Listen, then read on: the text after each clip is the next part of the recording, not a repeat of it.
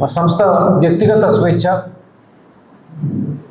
మీద పోరాటం చేస్తుంది. మీ అందరూ తెలిసిందే 15 లక్షల భూబాధితులతో పాటు ప్రతి వ్యక్తి వాళ్ళ హక్కులు కాపాడటానికి మా సాయశక్తుల ప్రయత్నం చేస్తున్నాం. జత్వానీ కేసు అనేది ఒక ముంబైలో ఉన్న నటి ఒక డాక్టర్ కేసు అయినప్పటికీ శక్తిహీనులు, సమాజంలో పరపతి లేని వాళ్ళని ప్రభుత్వాలు ఏ విధంగా వాళ్ళ మీద కేసులు పెట్టి వాళ్ళ హక్కుల్ని కాలు రాస్తాయనడానికి ఇది చాలా మంచి ఉదాహరణ. ఏం వెంకటేశ్వర గారు చెప్పారు, but quickly I will summarise. ఈవిడ మీద అభియోగం ఏంటంటే ఇక్కడ ఒక ల్యాండ్ ట్రాన్సాక్షన్ ఇల్లీగల్గా వేరే వాళ్ళ ఆస్తి ఒక 5 ఎకరాల భూమి ఇంకొకరికి అమ్మిందని, ముంబైలో ఉన్న ఒక నటి విజయవాడలో ఇబ్రహీంపట్నంలో 5 ఎకరాల భూమి ఎవరికి అమ్మిందని ఆమె మీద అభియోగం మోపారు. ఇందా చెప్పినట్లు ఆవిడ మహారాష్ట్రలో ఏదో కేసు ఫైల్ చేసింది జిందల్ గారి మీద. ఇక్కడి నుంచి ఐపీఎస్ అధికారులు వెళ్ళారు ముంబైకి. కేసు రేపు బుక్ అయితే ఈరోజు బయలుదేరి వెళ్ళారు. ఆ మీద ఎఫ్ఐఆర్ రిజిస్టర్ అయింది. రేపు అయితే కేసు బుక్ అవడానికి ముందే వీళ్ళు టికెట్ బుక్ చేసుకున్నారు.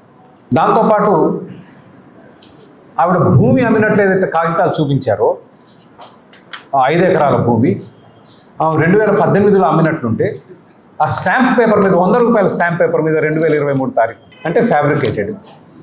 దాంతోపాటు ఆమె అడ్రస్ ఏదైతే పెట్టారో ఇందాక రావు గారు చెప్పినట్టు ఈ భూ ట్రాన్సాక్షన్ ఈ లావాదేవీ జరిగినప్పుడు అసలు ఆ ఇంట్లో లేదు. ఇప్పుడున్న ఇంటి అడ్రస్ అప్పుడు పెట్టారు. సో మొత్తం కేసే ఫ్యాబ్రికేటెడ్ కేసు.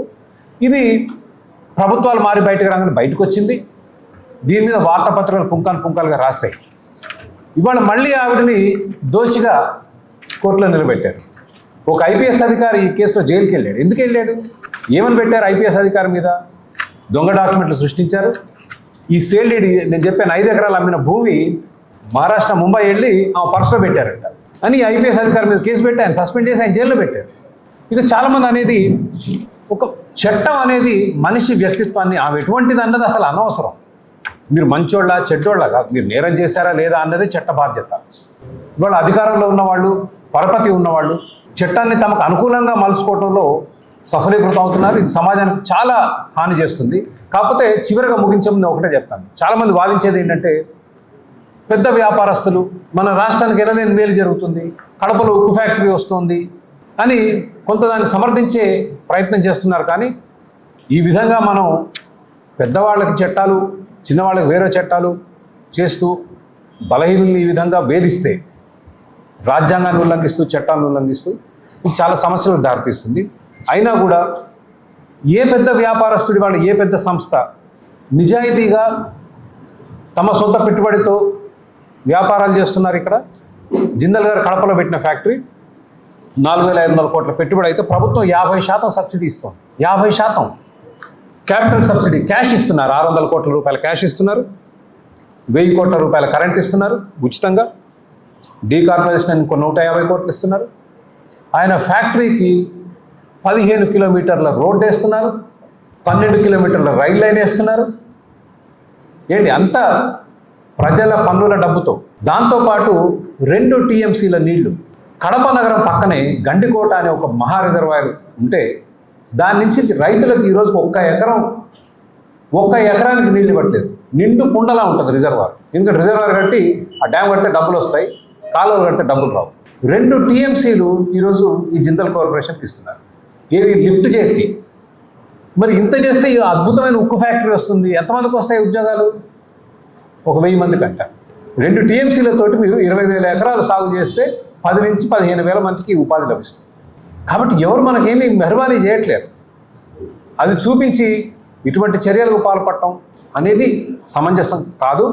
దీని మీద ప్రజలు కూడా దృష్టి పెట్టాలి. ఏ విధంగా అయితే ఈ కేసు మారుతూ ఏ విధంగా వచ్చిందో అందరూ ఆలోచించాల్సిన విషయం. చట్టం అనేది బలవంతుల చేతుల్లో, అధికారం ఉన్న వాళ్ళ చేతుల్లో కీలుబొమ్మగా మారితే సమాజానికి ఎనలేని ప్రమాదం. Thank you. ముగించే ముందు ఒక 2 నిమిషాలు వారు చెప్పిన దానికి పొడిగింపుగా, కడపలో మొన్న జూలై నెలలో 2వసారి శంకుస్థాపన చేసినటువంటి అదే జిందాల్ ఫ్యాక్టరీకి రాష్ట్ర ప్రభుత్వం ఇస్తున్నది వారు చెప్పినట్లుగా వాళ్ళు పెడతామన్న పెట్టుబడి 4,500 కోట్లు. 4,300 నుంచి 4,500 కోట్లు పెడతామన్న పెట్టుబడి.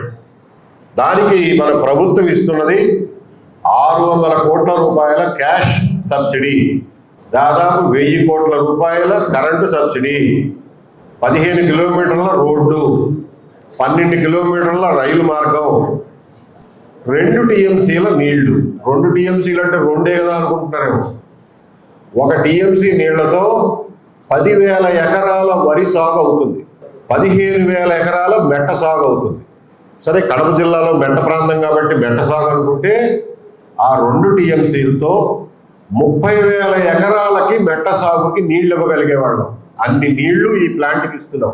కడప ప్రజలు కూడా అర్థం చేసుకోండి.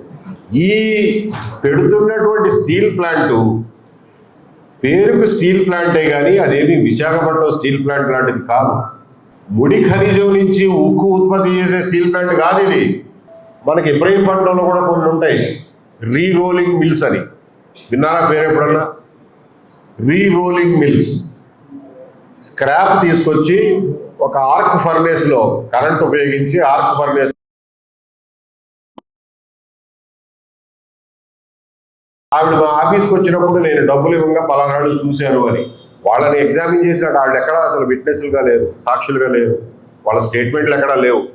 అంటే ఏంటంటే చాప చుట్టినట్టుగా ఎవరి ప్రయోజనాల కోసమో కళ్ళు మూసుకుని సిఐడి లాంటి దర్యాప్తు సంస్థ ఇంత ఇంపార్టెంట్ కేసులో తనని తాను కాంట్రడిక్ట్ చేసుకుంటూ ఒక ఛార్జ్షీట్ ఫైల్ చేసింది అని అంటే ఈ బరితెగింపు సాధారణమైన బరితెగింపు కాదు.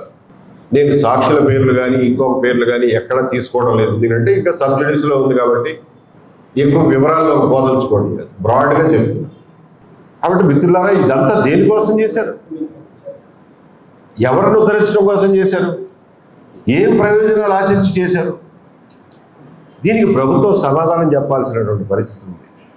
ఆ రోజున జరిగిన దానికి ఆ ముఖ్యమంత్రి గారు, ఈ రోజు జరుగుతున్న దానికి ఈ ముఖ్యమంత్రి గారు బాధ్యత పడాల్సినటువంటి అవసరం ఉంది. ఎందుకంటే ఈ నిర్ణయాలు అంతకు తక్కువ స్థాయిలో ఎక్కడ జరిగే నిర్ణయాలు కావు. ఎవరి వల్ల కాదు ఇటువంటి నిర్ణయాలు తీసుకోండి, ఇటువంటి తప్పుడు నిర్ణయాలు తీసుకోండి. కాబట్టి ఈ వ్యవస్థని సమూలంగా ప్రక్షాళన చేయాల్సినటువంటి అవసరం ఉంది. ఈ వ్యవస్థలను సమూలంగా బాగు చేసుకోవాల్సినటువంటి అవసరం ఉంది. ఈ వ్యవస్థలను సమూలంగా వేళ్లతో సహా పెకలించి మార్చుకోవాల్సినటువంటి సమయం ఆసన్నమైందని చెప్పి ప్రజలందరికీ తెలియజేస్తున్నారు. ఇంకా ఫర్దర్ వివరాలు ఇవ్వని చెప్పి మా సహచరులు చక్రవర్తి గారిని కోరుతున్నాను. థ్యాంక్ యూ అండి. బ్రీఫ్గా ముగిస్తాను. మా సంస్థ వ్యక్తిగత స్వేచ్ఛ